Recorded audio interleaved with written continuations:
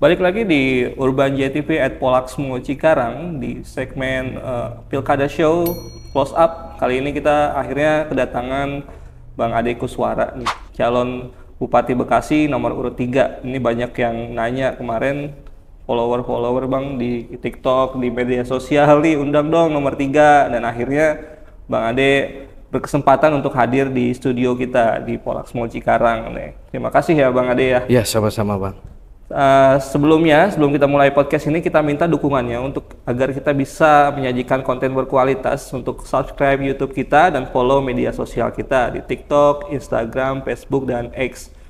Nah, pada podcast sore ini kita akan membahas tentang Bang Ade Kuswara, calon Bupati Bekasi termuda yang baru berusia 31 tahun ya Bang ya? Betul. 31 tahun.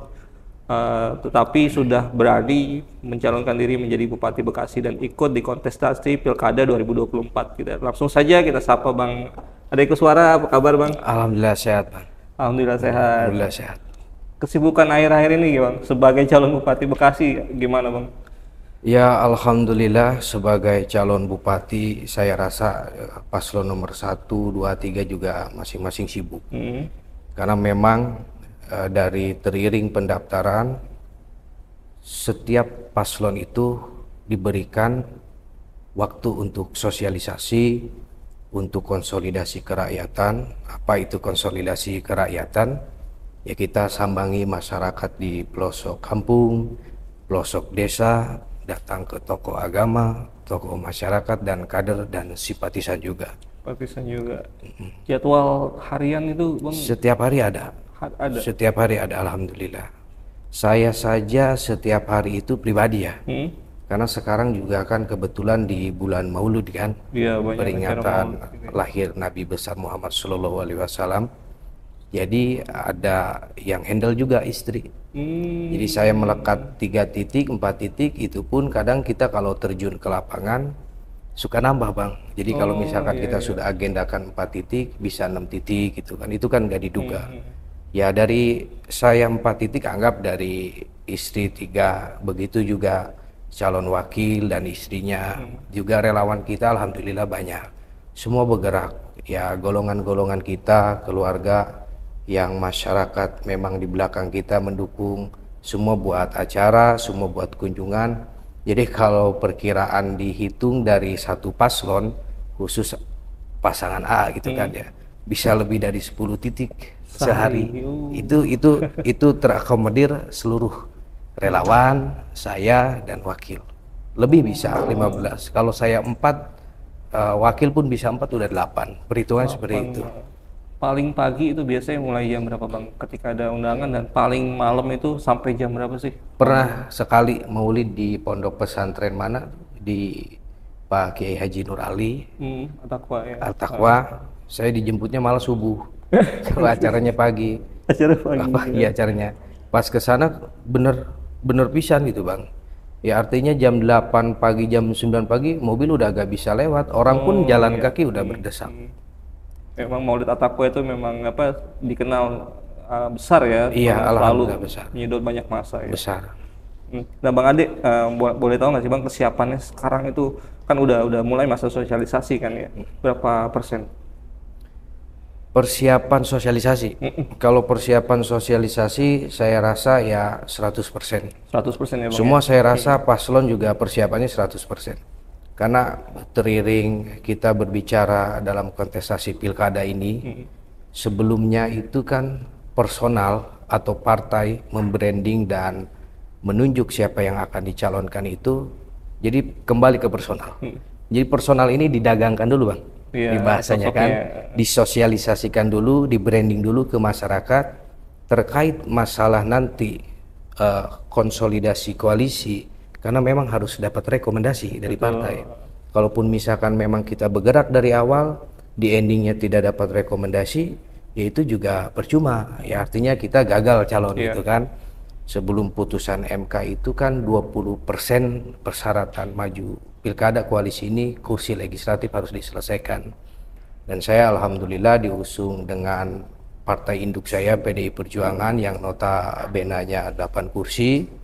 Terus disusul P3 2 kursi, Partai Buruh 2 kursi, dan PBB 1 kursi. Partai non parlemennya ada Umat, ada Garuda, ada Perindo. Ada Perindo. Dan di waktu bersamaan juga banyak yang memang orang-orang yang belum sampai dengan rekomendasi itu kan, itu merucut. Yang direkomendasikannya hanya 3 kan sekarang. Artinya calon itu ada 3 paslon.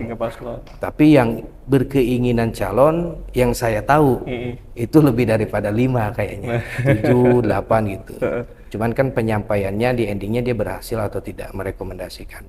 Dan alhamdulillah salah satu paslon nomor urut 3 itu saya pribadi dengan Dr. Asep Surya Atmaja memang berkenan menjadi salah satu paslon. Dan saya juga cukup bangga malah gitu kan. Ya artinya kebanggaan saya ini bukan kebanggaan seolah saya menjadi calon bupati dan wakil bupati. Bang Ade ini bisa dibilang orang yang paling pertama mendaftarkan diri ya waktu penjaringan PDIP dibuka waktu itu ya. Yang bawa rombongan langsung ke kantor DBC PDIP, bawa persyaratan ya Bang ya. Terus juga yang paling awal waktu itu deklarasi sama salah satu partai ya Bang ya, bahkan sudah bikin iya betul. Banyak banner, itu warna-warni politik kan seperti itu. Iya benar. Dan udah habis banyak ya. Ya alhamdulillah. Dan itu nggak jadi kan akhirnya. Nggak jadi. Dan Abang harus mencari koalisi lagi. Betul. Nah itu apa sih Bang ya, Abang kan masih muda. Terus kemudian waktu pilkada pendaftaran langsung paling awal saya siap jor-joran, siap habis-habisan, siap tempur waktu itu Abang bilang di DBC PDI itu. Apa sih yang melandasi Abang latar belakang itu? Jadi begini ya, bukan dari awal mungkin memang retorika terkait kisah saya di politik itu gitu. Kenapa saya di PDI Perjuangan itu menjadi calon pertama yang mendaftarkan pilkada? Itu sebetulnya dari 187 pengurus ranting di Kabupaten Bekasi dan 23 PAC ini sepakat untuk mengusung saya. Jadi saya daftar di DPC Kabupaten Bekasi PDI Perjuangan itu dikawal, ya artinya didorong dengan pengurus partai di bawah Abang, ya. PAC terutama ya pengurus kecamatan kalau di PDI Perjuangan. Dan artinya DPC itu harus membuka pendaftaran pilkada. Setiap partai seperti itu. Itu kan yang saya lihat itu PDI Perjuangan sudah memang komunikasi dengan sektor bawahnya, PAC dan ranting. Bahwasanya ini selesai nih katanya. Itu kan ada yang kita usung sepakat. Tapi menurut saya itu ya memang lebih bagus Bang, gitu kan. Kalau saya pribadi sih besok kemarin itu saya dicalonin bupati atau misalkan PDI mengusung kader selain saya, banyak kader terbaik juga kan gitu kan. Itu tidak ada masalah dengan saya gitu kan. Saya secara kader partai pasti patsun. Katakanlah di PDI si A, si B gitu kan, bukan Ade Kunang gitu kan. Ya saya tetap harus mempertanggungjawabkan sebagai simbol daripada partai PDI Perjuangan. Siapapun itu direkomendasikan, ya saya dukung. Ya, dengan kadar saya sebagai anggota praksi atau sebagai kader. Ya, dan di PDI Perjuangan itu setelah memberikan pendaftaran kita naikkan ke DPD. Kalau di PDI itu tingkat provinsi DPD. Ada fit and proper test. Setelah fit and proper test, data sudah masuk di antara daerah, kabupaten dan provinsi, dianalisa lagi sama pusat. Itu ini nggak gampang, berlapis-lapis. Ya, Abang lebih hafal karena memang orang-orang pers, kita kan orang-orang media lebih banyak menyimak terkait masalah dinamika politik itu. Ya di luar aturan itu ya pasti ada bahasa kopling gitu kan, ada yang memang nggak sependapat dengan saya. Cuman pada waktu itu dalam hati saya berbicara, saya ini walaupun sudah jalan, kata Abang tadi dibilang sudah berkoalisi dengan salah satu partai, akhirnya bercerai kita gitu kan. Itu mungkin kalau menurut dinamika politik ini seru gitu Bang. Sudah jalan, sudah alat peraga kampanye nempel di setiap daerah.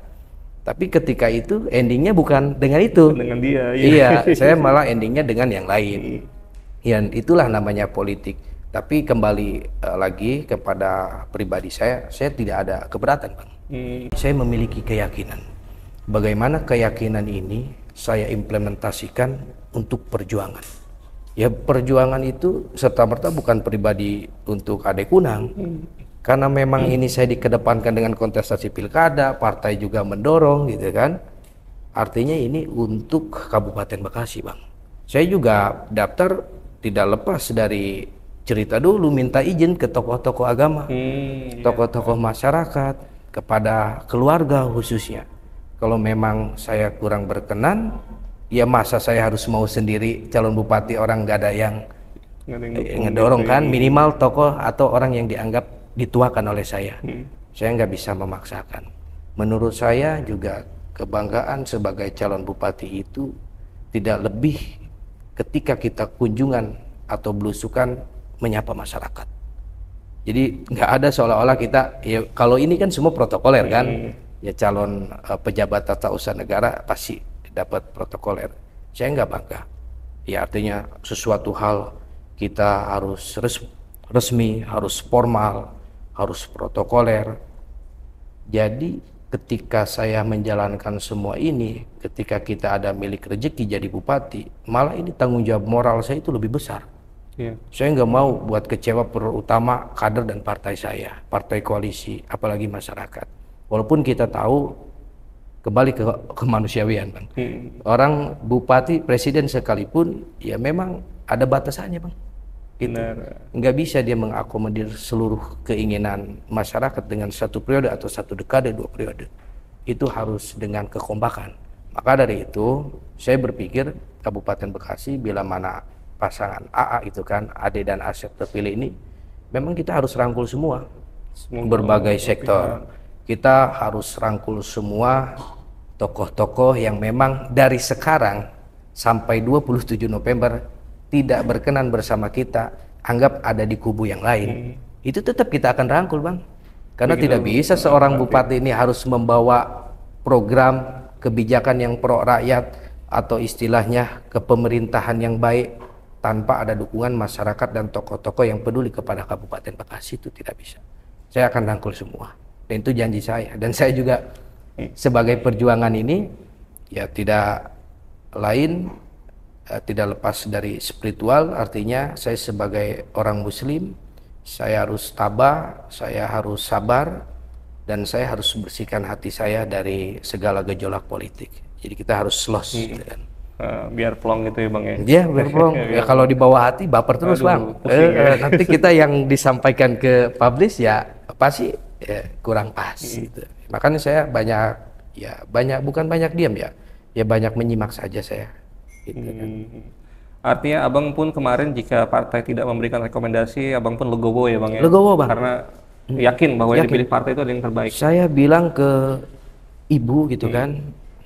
Kata saya, kalau saya memang tidak berkenan direkomkan ujungnya, ini adalah perjuangan partai.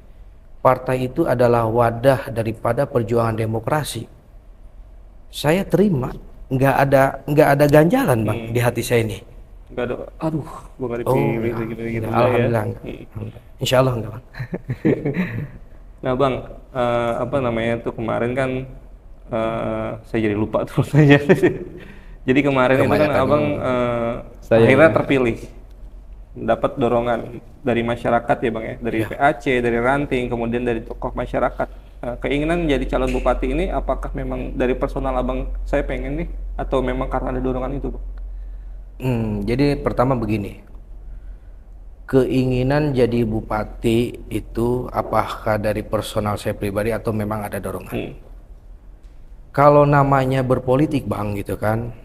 Contoh, saya jadi pengurus partai. Ketika saya pengurus partai, saya ditemukan dengan, katakanlah kita kontestasi caleg. Berarti saya sebagai pengurus partai ini ikut serta memenuhi kuota pencalonan di salah satu dapil. Nah ini siap gak siap nih, ketika kita harus calon ya masyarakat tahu, karena ada pamflet, ada alat peraga kampanye, kita harus menang, Bang. Gitu. Tapi serta-merta ini bukan suatu tujuan bagi saya. Suatu tujuan kita mengejar jabatan gitu kan. Tapi bagaimana kita dengan keadaan kita yang diberikan itu tadi, usia muda, pasti kesehatan kita juga masih stabil, kita bagaimana mengkontribusikan diri kita ini agar bermanfaat bagi daerah kita sendiri, Kabupaten Bekasi dan masyarakat. Jadi terkait kembali ke pilkada ini, saya rasa 50-50. Keinginan saya jadi bupati itu bukan didasari dengan keinginan yang ambisi dari pribadi saya. Pengen banget gitu ya. Karena saya tahu menjadi bupati ini bukan hal sekedar sesuatu yang mudah. Ini harus perlu segalanya gitu kan. Dari segi pengetahuan, wawasan tentang Kabupaten Bekasi, dukungan, energivitas daripada visi kita. Ya sekarang aja bayangin seperti itu kan dengan undangan. Tapi ketika memang saya ikut serta untuk mempromosikan saya sebagai bocah Bekasi, ingin membangun Kabupaten Bekasi, ketika itu secara prosedur, secara validasi, surat menyurat saya tidak mendapatkan rekomendasi, kembali lagi saya tidak akan seperti apa-apa gitu kan. Kita juga masih bisa mengabdi di legislatif, mengabdi atau secara masyarakat biasa gitu. Dan dorongan pun ya ada Bang, tanpa dorongan pun walaupun keinginan saya pribadi, ya saya nggak bakal maju. Nggak bakal. Artinya dua hal itu kombinasi jadi momentum lah Bang ya. Momentum. Yang Abang nggak sia-siakan gitu. Iya betul. Nah Bang, Abang itu masih muda. Jika dibandingkan dengan dua paslon lainnya itu kan usia dan pengalamannya terpaut jauh ya Bang ya. Betul. Untuk membuktikan bahwa Abang pantas nih tidak kalah juga dari mereka yang udah berpengalaman, itu gimana Bang? Ya untuk membuktikannya ini di kontestasi pilkada. Jadi suara paslon yang memang unggul itu yang jadi.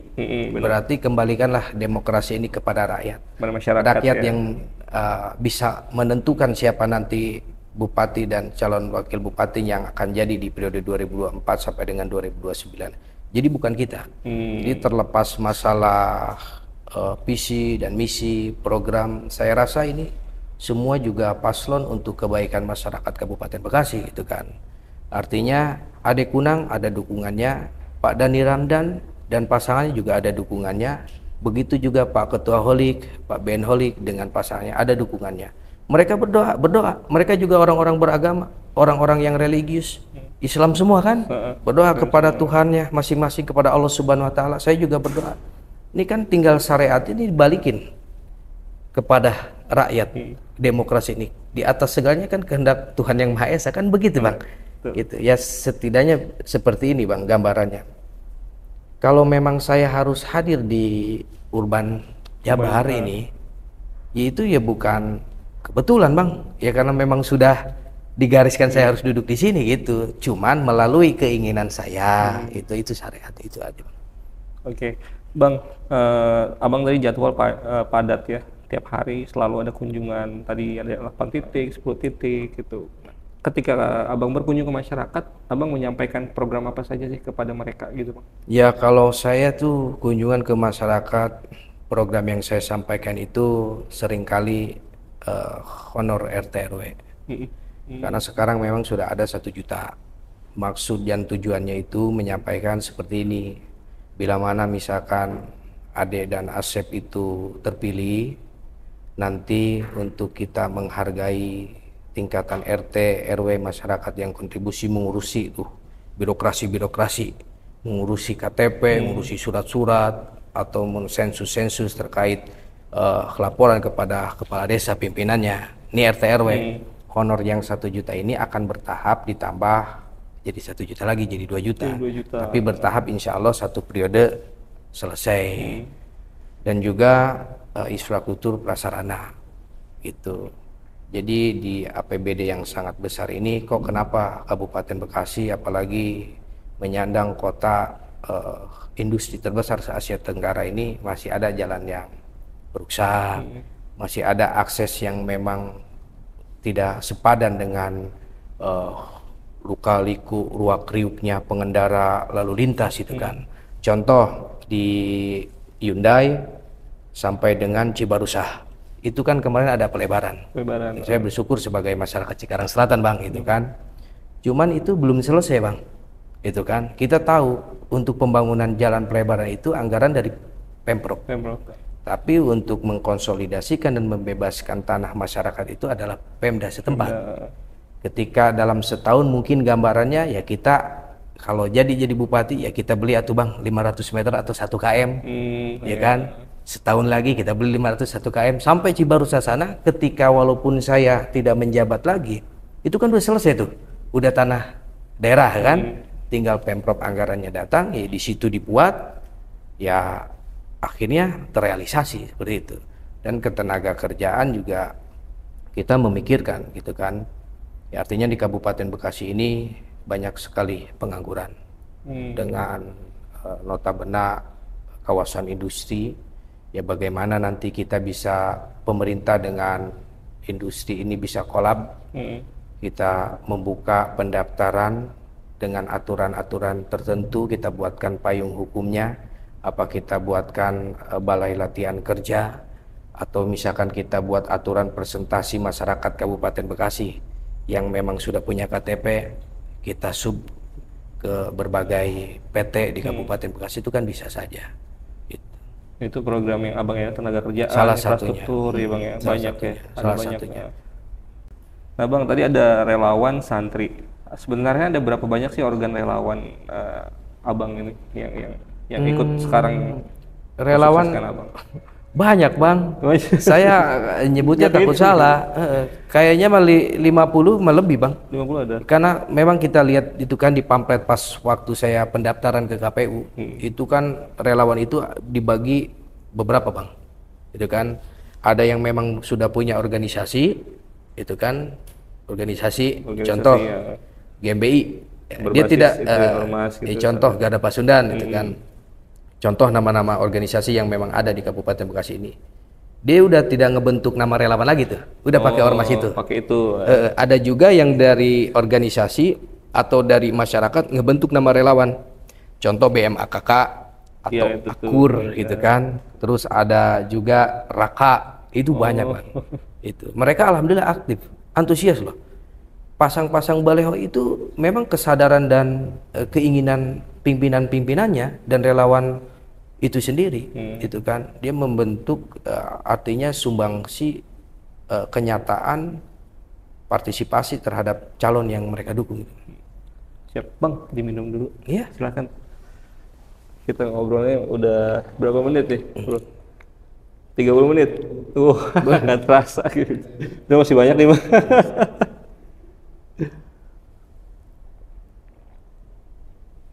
Banner Adekku Suara Kunang ini dan Dokter Asep ini kayak yang paling banyak dari kabupaten Bang, di seluruh sampai di pelosok-pelosok kita lihat. Nanti paslon lain kemarin datang ke sini begitu lagi. Ya, enggak bisa dilihat rekamannya. Iya, bisa. Ada di YouTube. Ada YouTube. Enggak, emang di lapangan begitu. Tadi kan Abang bilang organ relawannya nggak terhitung ya Bang ya? Nggak terhitung. Nah, sinergi antara relawan dengan mesin partai dan partai-partai pengusung itu gimana Bang nanti bagi tugasnya? Ya, kita untuk sekarang ini begini, partai koalisi, contoh partai koalisi itu ya PDI, P3 ya kan koalisi saya, dia punya basis, punya titik kunjungan, nanti diberikan kepada orang terdekat saya gitu kan, ya artinya kita sisir mana yang memang kita bisa datang, dan relawan pun seperti itu. Tapi karena memang calonnya 1, 2 sama wakil nih, itu kan satu pasang, kita tidak bisa mengakomodir semua. Jadi kadang relawan itu deklarasi sendiri tanpa diwakili saya, bergerak sendiri. Yang ngewakilinya ya tim saya juga, itu kan, itu Bang, kayak gitu, bergerak sendiri. Untuk saat ini karena memang sudah dekat, kita memantapkan nanti strategi, itu kan, saksi-saksi TPS, gitu kan. Kita sedang membuat Kor TPS, Kordes, Korcam, Kordapil, gitu kan. Setiap hari itu di base camp saya, ya itu lalu lalang Bang dari berbagai desa, gitu kan. Gak pernah sepi ya Bang? Gak pernah sepi karena mereka itu lebih intens ke pendataan sekarang. Siapa yang mau jadi saksi, siapa yang mau jadi koordinator di desa, kecamatan, gitu kan. Nanti di situ ada diskusi-diskusi pemenangan, ada BIMTEK juga. Karena bagaimanapun ngawal suara itu penting ya Bang ya? Penting Bang. Karena Bang 2 kali ini ikut pileg ya, dan selalu ada bedanya. Ada bedanya. Bedanya apa Bang? Bedanya kalau caleg itu sosialisasinya santai, gitu kan. Terus penghitungan PPK-nya, pengawal PPK-nya, wah ini harus dikawal banget. Oh, harus benar-benar dikawal, capek. Kalau pilkada, kita sosialisasinya yang capek, luar biasa, yang pusing gitu. Cuman kan memang harus ditempuh kan. Yeah. Cuman untuk terkait pengawalan suara nanti di tingkat desa itu kan, maupun KPU, itu kan sudah terorganisir kan, terorganisir oleh tim sendiri. Tim, ya. Jadi masing-masing ada divisinya. Kalau pilkada, kalau sendiri kayak kita caleg tuh nggak mungkin juga. Kalau waktu caleg saya masih bisa, orang pengen baleho saya pesen ke konveksi, langsung saya bawa sendiri, gitu kan. Kalau sekarang udah nggak bisa. Nggak bisa ya udah. Kadang undangan juga nggak terjamah. Nah, sama dokter Asep itu bagi tugasnya gimana sih Bang? Nanti misalkan dokter Asep wilayah ini, saya wilayah itu. Oh, itu ada itu. Ada itu bagi tugas. Ada dokter Asep, saya nggak sebutin mananya itu kan, 8 kecamatan, sisanya 15 kecamatan itu saya. Oh iya. Untuk segmen pemilih juga dibagi nggak Bang? Misalkan Abang yang khusus anak muda, dokter Asep khusus ibu-ibu gitu nggak ya? Kalau itu sih nanti berdasarkan zona Bang. Ya kalau misalkan 8 kecamatan ini gitu kan, yang diakomodir oleh Pak Dokter Asep, ya mau itu pemilihnya Gen Z gitu kan, milenial, perempuan, ibu-ibu, emak-emak, bapak-bapak, itu Dokter Asep. Tapi ketika pemahaman politik, karena memang itu tadi saya yang paling muda itu kan mewakili milenial, ya mungkin bisa ikut kita tapi melalui Dokter Asep gitu. Oh iya. Kadang kita juga suka tukeran sih. Kalau memang saya bisa tarik Dokter Asep sama-sama ke daerah tanggung jawab saya tarik. Kalau misalkan begitu pun Dokter Asep minta saya datang, ya saya hadir. Berdasarkan data KPU, DPT milenial sama Gen Z itu 40% lebih ya Bang ya. Artinya potensi yang besar banget. Nah, 40% lebih. Termasuk Abang pun masih dari bagian generasi milenial ya Bang ya. Nah, program apa sih dari AA Bang buat generasi milenial selain tadi yang disebutkan Abang tuh pengangguran kan ya, yang memang jadi problematik. Program untuk generasi milenial itu keinginannya berbeda-beda Bang. Tapi kita ketika jadi bupati nanti kita akan buka ruangan diskusi bagi kaum milenial, bagi kaum pemuda dengan para pejabat pemerintahan Kabupaten Bekasi. Nanti aspirasi di situ mereka bisa ngomong gitu kan. Contohnya kita buka ruangan untuk audiensi dengan Dinas Lingkungan Hidup terkait masalah tata kelola ruangan, kesehatan lingkungan, dan nanti untuk kegiatan-kegiatan lainnya ya Dinas Sosial gitu. Seperti itu aja. Nanti kita juga akan mendukung penuh ya prasarana olahraga atau yang orang-orang punya memiliki kompeten dari pada contoh sepak bola. Kita kan juga ada Persikasi. Ya nanti insya Allah pemerintah melibatkan Persikasi ini menjadi salah satu ikon yang harus dibanggakan di tetangga-tetangga kabupaten kota lain. Gitu. Harus maju ya. Harus maju. Liga 1 gitu ya. Iya. Ya karena memang anggaran gede banget. Buat apa kalau nggak buat masyarakat kan gitu. Asal ada aturannya gitu kan, tidak melanggar, pas programnya, pas tujuannya, ya kami pemerintah ya pasti memfasilitasi masyarakat Kabupaten Bekasi gitu kan. Walaupun tidak langsung terakomodir semua tapi bertahap. Siap.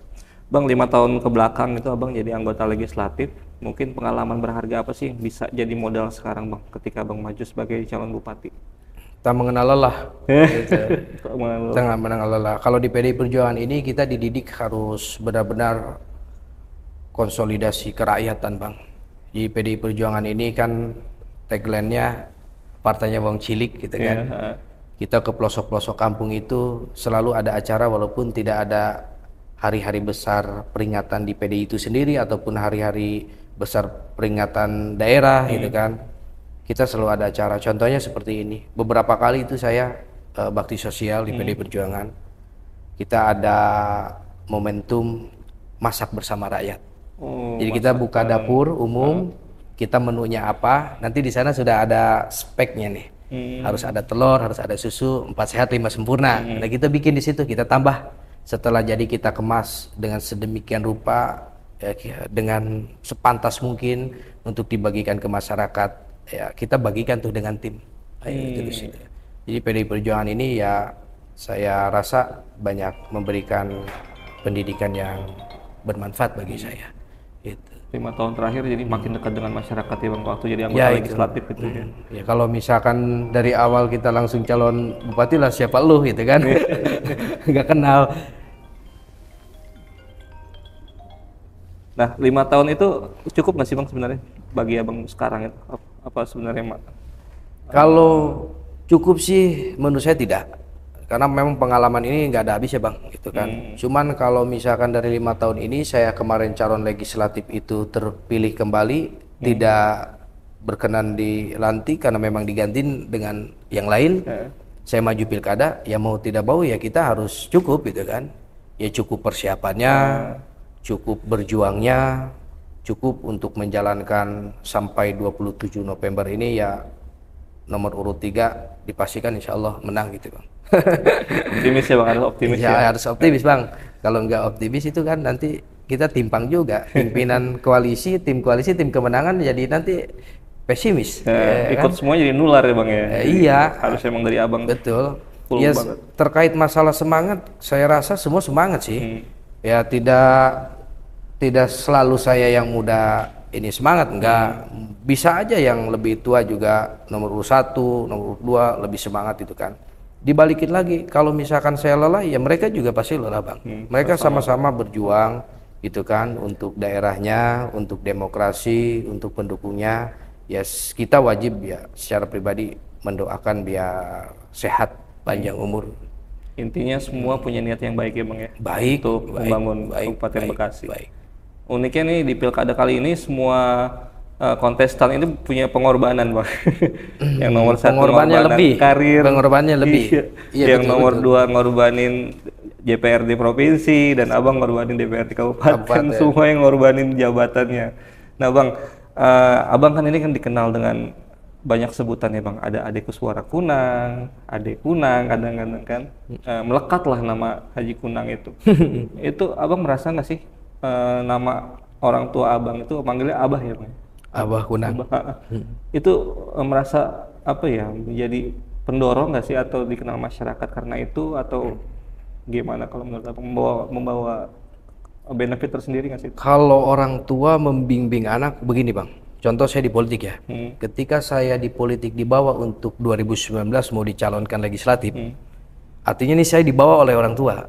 Artinya orang tua tuh ya menurut saya adalah barometer seumur hidup gitu kan. Ke kawan-kawannya, ke saudara-saudara, ini anak saya, tolong dibantu, tolong didukung gitu kan, mau calon legislatif. Ya artinya ketika itu selesai, itu goal, sepanjang karir saya sampai saat ini, jadi orang tua saya itu ya memang dinama pun Ade Kuswara Kunang gitu kan. Jadi di politik diduluin Kunangnya, jadi Ade Kunang terkenalnya gitu. Ya menurut saya itu melekat gitu. Melekat banget ya. Melekat ya karena memang kita juga tidak tutup kemungkinan memang benar seperti itu, presentasinya juga seperti itu. Ya ada dikenal juga karena sebagian ya memang anaknya kata orang salah satu tokoh di selatan gitu. Dan saya pun tidak merasa terganggu sih. Tidak merasa terganggu, terbebani tidak. Cuman ada beberapa beban ya, artinya beban lebih ke spesifik pribadi gitu kan. Kalau misalkan saya di karir politik nih nggak benar, kalau misalkan memang saya ini beradaptasi dengan orang kurang sopan atau misalkan ya terlihat sombong, ya mungkin itu ada juga beban untuk saya nggak mau ya, artinya mencoreng nama baik keluarga saya. Orang gitu. Tua keikut jadinya ya itu bukan serta-merta karena memang orang tua saya tokoh, tapi saya rasa semua anak juga pasti ingin nama orang tuanya juga bagus itu Bang. Itu hal biasa sih menurut saya gitu. Nah dari orang tua pesan apa sih Bang yang Abang jadikan apa ya pedoman sekarang di dalam politik ini? Ya kata orang tua, saya juga kan pilkada ini nanya ke dia, ke beliau itu saya nanya. Saya maju apa jangan itu kan. Ya kalau misalkan kamu tujuannya untuk kebaikan dan berjuang bagi Kabupaten Bekasi dan masyarakat, ya saya seperti sebagai orang tua ini saya akan mendukung penuh. Tapi kalau kamu tujuannya lain, hanya untuk ketenaran, hanya untuk pribadi kamu, saya nggak bakal ngizinin gitu kan. Oh, ada seperti itu sebelum. Saya caleg pun begitu. Saya dulu caleg bang, kan mau pendaftaran ya kan, waktu deadline, Pak, saya daftar jangan gitu kan. Lalu daftarlah katanya, kan gue yang nyuruh gitu kan. Lu takut banget gak didukung sama gue gitu kan. Orang lain juga gue dukung gitu kan. Bapak kan biasa gitu kan, dukung kepala desa, dukung dewan gitu kan. Ya menang kalah itu balik ke nasib pribadinya itu. Masa anak sendiri gak didukung gitu. Cuman gue pesen, kalau lu mau jadi dewan, lu abdikan sepenuhnya buat masyarakat. Tapi kalau untuk jadi dewan ketenaran atau ke hal yang negatif, hal yang lain, lu jangan calon. Udah ikut gua aja gitu kan. Ya kita jelek-jelek juga masih ada pekerjaan lah bang yang lain gitu. Masih punya penghasilan, kalaupun misalkan memang kita nggak digaji gitu kan. Ya toh juga logikanya kan malu. Kita kalau sebagai pejabat ini kan digaji oleh masyarakat dari uang pajak juga. Mengabdikan diri gitu. Iya. Kalau memang misalkan kita sebagai pejabat itu istilahnya wakil rakyat, ya kita harus sepenuhnya melayani masyarakat. Tapi dengan waktu dan tempat kita bekerja di luar pun itu namanya bonus. Kalau misalkan waktunya istirahat beneran jam 11 malam. Tapi masih ada bang itu yang telepon perlu ambulan. Masih ada bang. Ada yang bermasalah apa gitu ya. Kita tolong pasti ya. Pasti. Ya tapi kita ya alhamdulillah sih sabar-sabar aja, ikhlas aja gitu bang. Ya, karena memang sebelum kita jadi dewan pun ya memang bapak kehidupannya sudah seperti itu. Artinya orang tua itu memastikan ya bahwa ini anak saya bener niat penuh, niatnya baik apa enggak gitu ya bang? Iya, ya nggak boleh bang kalau cuman pengen tenar, pengen banyak duit gitu. Iya enggak, apalagi hal seperti itu. Kalau misalkan jadi pejabat mau nyari uang, jangan itu kan. Udah kecil-kecil kita punya usaha gitu. Bahasa bapak makan namanya orang kampung kan, orang Bekasi, tulen. Bahasanya seperti itu. Nah kita di setiap podcast ini selalu ini bang, minta tanggapan kan. Kemarin waktu Pak Dhani Ramdan kita minta tanggapan tentang Pak BN dan Abang. Pak BN minta tanggapan tentang Dhani Ramdan dan Abang. Nah sekarang giliran Bang Ade nih. Nah saya minta tanggapan Bang Ade tentang sosok 01 Dhani Ramdan itu seperti apa di mata Abang? Pak Dhani Ramdan itu adalah seorang birokrat yang memang berkompeten dengan pengalaman menjadi PJ Bupati bukan hanya di Kabupaten Bekasi saja gitu kan. Artinya keilmuan dalam mengelola birokrasi, pelayanan birokrasi itu sudah tidak diragukan. Gitu. Kalau untuk yang 02 Pak BN Holik mungkin? Pak BN Holik adalah pimpinan saya sewaktu di Sekretariat Anggota DPRD Kabupaten Bekasi periode 2019 sampai dengan 2024. Beliau orang yang baik, orang yang memang punya rasa ingin membangun Kabupaten Bekasi, senior juga untuk saya gitu kan. Ya masing-masing orang-orang yang sudah berpengalaman, orang-orang hebat. Orang-orang berpengalaman di bidangnya. Di bidangnya. Bang, ngelihat TikTok, ngelihat media sosial gitu kan, cukup masif ya bang ya. Dan kita lihat. TikTok siapa nih bang? Hah? TikTok siapa? Apanya? TikTok siapa? TikTok pendukung abang. Oh iya. Banyak kita bikin konten-kontennya. Kita banyak bang. TikTok. Di Instagram juga ya bang ya. Cuma Facebook sama Twitter kurang ya bang. Kurang. Di TikTok ini termasuk istri abang udah mulai bikin konten gitu ya bang. Itu emang istri juga ikut bergerak tuh sosial. Bergerak semua bang. Semua bergerak. Kalau misalkan nggak bergerak semua ini kita kurang maksimal, gitu kan. Termasuk istri Dokter Asep juga ikut ini ya. Sama kita bang. Lihat ya konten sama. juga ya. Terus sama. Turun. Konsepsi pemenangan politik kita adalah gotong royong.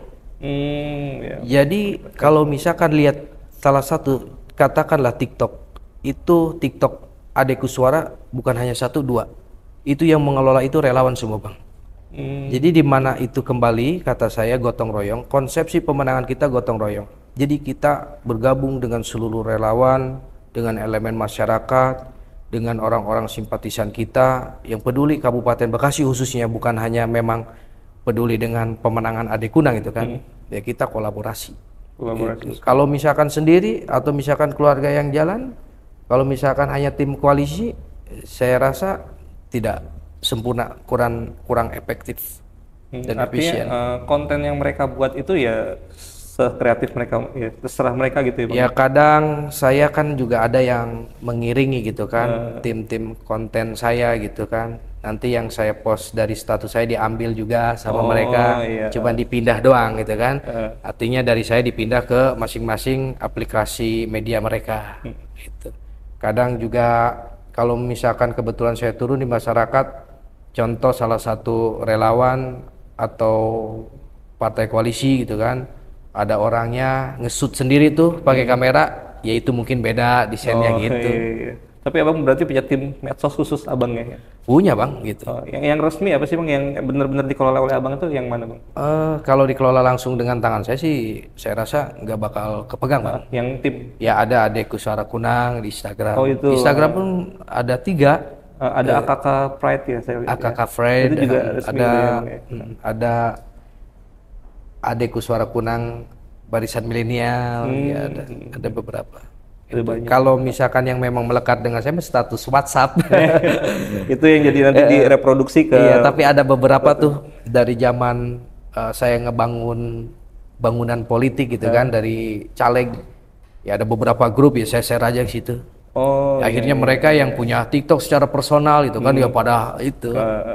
Iya, makanya kontennya banyak tuh. Terus suka nimbrung juga di komen bang. Kalau ada postingan mereka nimbrung di komen. Iya, banyak yang komen ya gitu kan. Nomor 3 gitu kan. Ada juga yang paslon lain masuk gitu. Jadi biasa iya, di situ maksud saya tuh di postingan paslon lain mereka riuhnya pilkada. Jadi rame ya gitu. Ya, dinamika. Nah bang, untuk closing ya bang ya.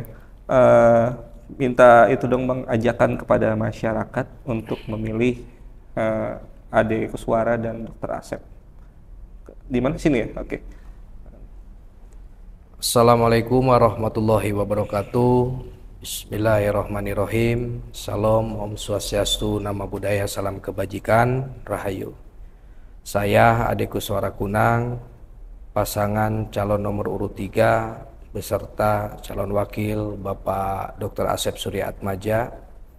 Pertama saya mengucapkan terima kasih terhadap Urban Jabar yang sudah memberikan fasilitas saya di mana saya duduk bersama di acara podcast, dan saya juga mengucapkan terima kasih banyak terhadap pimpinan koalisi, pimpinan partai saya, tim kemenangan, relawan, khususnya masyarakat Kabupaten Bekasi, di mana teriring saya berjuang untuk kontestasi pilkada sampai saat ini. Saya masih diberikan semangat, masih diberikan kesehatan dan kestabilan, dan saya mohon doa dan dukungannya agar pilkada ini berproses lancar, agar pilkada ini berproses sesuai dengan harapan Ade dan Asep. Mudah-mudahan harapan Ade dan Asep juga adalah harapan masyarakat Kabupaten Bekasi.